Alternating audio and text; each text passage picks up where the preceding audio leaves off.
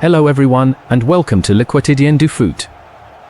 We are back to break down the headline clash of this Serie A match day at the Stadio Olimpico, IS Roma versus IC Milan. A monumental fixture between two giants with opposing but crucial ambitions. On one side, a Roma side transformed by Gian Piero Gasperini, coming off 3 consecutive wins without conceding a single goal, hunting for that precious top 4 spot. On the other, an AC Milan team chasing the Scudetto, riding an incredible 20-match unbeaten streak. On paper, it was fire against ice. On the pitch, it was an intense tactical battle, ending in a 1-1 draw that, let's be honest immediately, leaves a very different taste in the mouths of both camps. From the opening whistle, you could sense that Roma weren't there to sit back. Gasperini had prepared his game plan perfectly. The Giallorossi took control of the midfield, completely stifling Milan's creativity. If you are a Milan supporter, that first half must have been painful to watch. Why? Because without one man, the game would have been over in 30 minutes. That man is Mike Maignan. The French goalkeeper was simply heroic. First he pulled off a reflex save to deny Manu Kone, then he sickened Daniel Malin.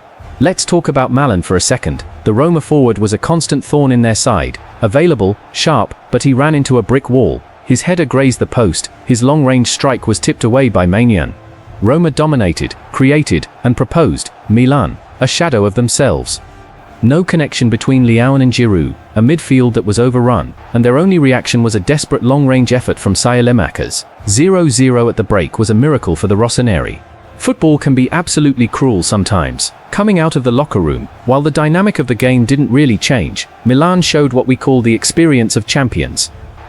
As well as Basin Co's well pulled to Bintabal Po, and the time to save the most rue for to want of Bol Gine, the nation more for to want of Bol Gine between, Leon strike wickos, with fear fast of the Elivazexes, host twirly eto, the nine nose to Pavels, loans, the Mason most robo, Mason most robo, Mason most robo, Mason most robo, Mason most robo, Mason most robo, Mason most robo, Mason most robo, Mason most robo, Mason most robo, Mason most robo, Mason most robo, Mason most robo, Mason most robo, Mason most robo, Mason most robo. In the 62nd minute, from a set piece, often the weapon of the dominated team, the match turned. A well-taken corner saw Conny de Winter rise higher than everyone else at the back post, to plant an unstoppable header. 1-0 to Milan, completely against the run of play. It's the kind of scenario that breaks the spirit of a fragile team. But this Gasperini-led Roma has character. They didn't collapse. The coach injected fresh blood, and the pressure ramped up a notch. And the Takabo whined. The Faber lo trouvatain the descaps on dak, and the coach injected fresh blood, and the pressure ramped up a notch. Milan dropped back, deeper and deeper, until the mistake happened.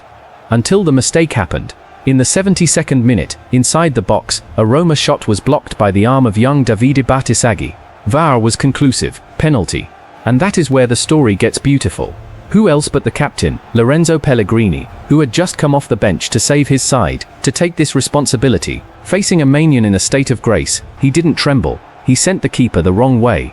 1-1 in the 74th minute. Justice served. The end of the match was total chaos, a breathless end-to-end battle, where both teams, exhausted, looked for the knockout blow without finding it. In the end, what should we take away from this? For Roma, it's frustrating. To dominate so much, create the best chances, and only take a point at home is tough in the race for the Champions League. But in terms of performance, this team is solid. For Milan, this draw keeps that incredible unbeaten run alive, but the performance itself is worrying. Relying solely on Maignan's miracles won't be enough to chase down the title at the end of the season. That's it for our analysis of this clash. If you agree with this take, or if you think Milan managed the game well, let me know in the comments. And above all, to support our work and make sure you don't miss the next debriefs, don't forget to hit the like button and subscribe to Le Quotidien du Foot. See you very soon. Ciao.